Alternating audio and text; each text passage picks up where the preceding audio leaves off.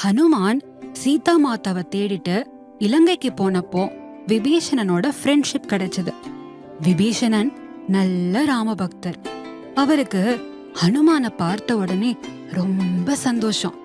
இன்னொரு பக்கம் ரொம்பவே வருத்தம். ஏன் தெரியுமா? விபீஷணன் ஹனுமான் கிட்ட வந்து, ஹனுமான், நீ ஸ்ரீராமருக்கு ரொம்ப பிரியமானவனா இருக்க. எப்பவும் அவர் கூடவே இருக்க. அவரையே நினைச்சுக்கிட்டு இருக்க. எவ்வளோ பக்தி உனக்கு. அதனால உன் உடம்புல இருக்கிற ஒவ்வொரு முடியில இருந்து கூட ராம் ராம்னு தான் கேக்குது. நீ எப்பேற்பட்ட அதிர்ஷ்டக்காரன்.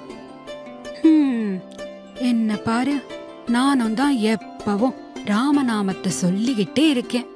என்ன பிரயோஜனம்? இதுவரைக்கும் எனக்கு ராமரோட தரிசனம் கிடைக்கவே இல்லை. நான் என்ன பாவம் செஞ்சினோ அப்படின்னு சொல்லி வருத்தப்பட்டார்.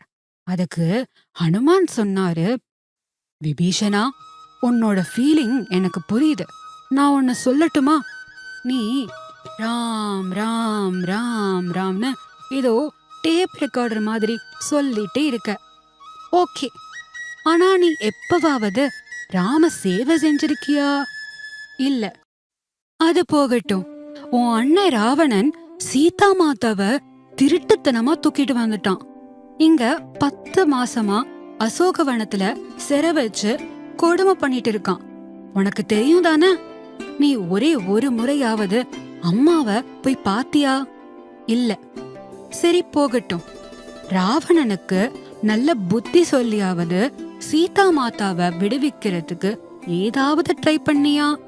அதுவும் இல்ல. இந்த மாதிரி எதுவுமே பண்ணல. ஆனா ராமர் தரிசனம் மட்டும் கிடைக்கவே மாட்டேங்குதுன்னு ஃபீல் பண்ற. என்ன நியாயம்? நீ ராமருக்கு சேவை செய்யாம, உதவி செய்யாம சும்மா ராம் ராம் ராம்னு ஜபம் செய்யறது எனக்கு என்னமோ வேடிக்கையா இருக்கு. இதனால ஏதாவது பிரயோஜனம் உண்டா? இல்லவே இல்ல. ஒன்னு தெரிஞ்சுக்கோ விபீஷணா, ராம நாமத்தை விடாம சொல்ற மாதிரி ராம சேவையும் விடாம செய்யணும்.